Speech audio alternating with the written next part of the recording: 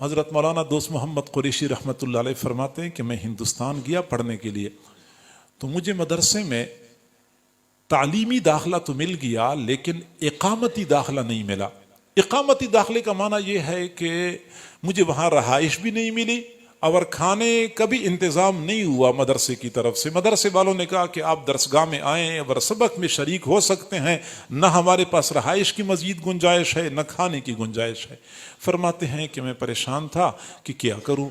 قریب ایک مسجد تھی، مسجد کے خادم سے میں نے بات کر لی کہ میں آپ کے ساتھ یہاں مسجد میں صفائی کیا کروں گا، آپ مجھے مسجد کے ایک کونے میں بستر لگانے کی اجازت دے دیں۔ وہ خادم تیار ہو گیا، گویا کہ رہائش کا مسئلہ تو حل ہو گیا لیکن کھانے کا مسئلہ پھر بھی حل نہیں ہوا تھا۔ میں بڑا پریشان غمگین تھا۔ آخر کار میں نے ارادہ کر لیا کہ بس میں پڑھنا چھوڑ دیتا ہوں، اپنے علاقے میں واپس چلا جاتا ہوں۔ فرماتے ہیں کہ میں عصر کے بعد مسجد سے باہر دروازے کے پاس بیٹھا ہوا تھا، بڑا مغموم تھا، افسردہ تھا کہ اب علم حاصل کرنا میری قسمت میں نہیں ہے۔ میں پریشان تھا۔ چنانچہ لوگ آ جا رہے تھے، گزرنے والوں میں سے ایک خاتون گزر رہی تھی، وہ بوڑھی عورت تھی، اس نے میری طرف دیکھا، پھر کھڑی ہو گئی، پھر میرے قریب آئی اور کہنے لگی بیٹا آپ شکل و صورت سے کسی شریف خاندان کے فرزند معلوم ہوتے ہیں اور آپ کوئی پریشان ہیں، کوئی مغموم ہے، کیا مسئلہ ہے؟ میں نے کہا بوڑھی اماں جاؤ اپنا کام کرو، اب مجھے اپنی پریشانی ہے، میری آپ کے اپنے مسائل ہوں گے۔ لیکن بوڑھی کہنے لگی نہیں، آپ نے مجھے بتانا ہوگا، شاید میں آپ کی مدد کر سکوں۔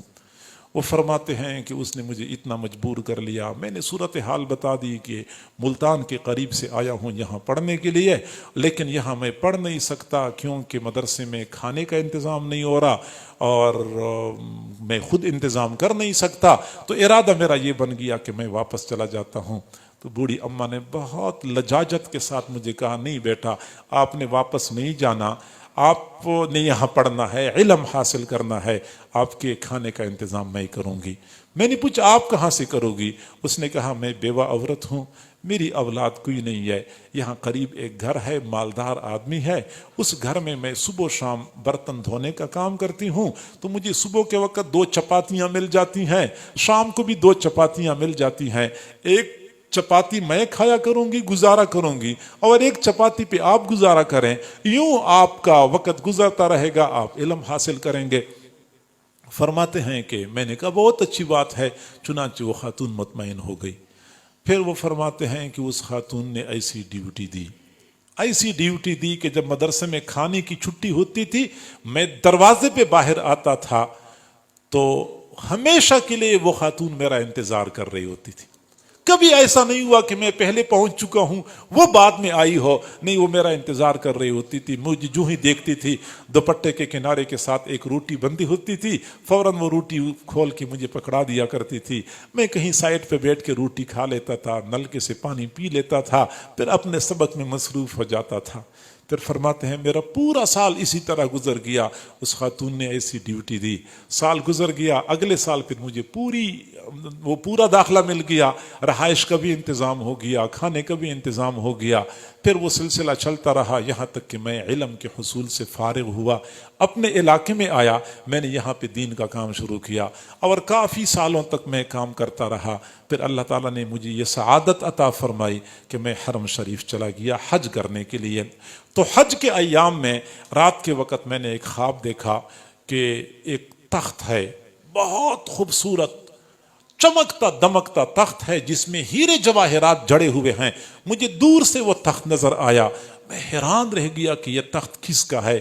جب میں قریب گیا تو میں نے دیکھا کہ اسی تخت پر وہی خاتون بیٹھی ہوئی تھی جس نے خوبصورت ریشمی کپڑے پہنے ہوئے تھے، زرق برق لباس میں ملبوس تھی اور سونے کے زیورات سے لدی ہوئی تھی۔ میں نے بوڑھی اماں کو سلام کیا، اس بوڑھی اماں نے مجھے سلام کا جواب دیا۔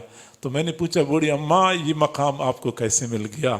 تو مسکرانے لگی، کہنے لگی یہ اسی ایک روٹی کی برکت ہے، اللہ رب العزت نے مجھے یہ مقام عطا کر دیا۔ جب مجھے اللہ کے سامنے حساب کتاب کے لیے پیش کیا گیا تو جب فرشتوں نے کہا کہ اللہ اس کا حساب لینا ہے، اللہ نے فرمایا کہ اس نے میرے ایک مہمان کی خدمت کی ہے، اس کا حساب لیتے ہوئے مجھے شرم آتی ہے، اس کو ویسی ہی اعلیٰ مقام عطا کر دو۔ بس اسی ایک روٹی کے نتیجے میں اللہ نے مجھے یہ مرتبہ عطا کر دیا۔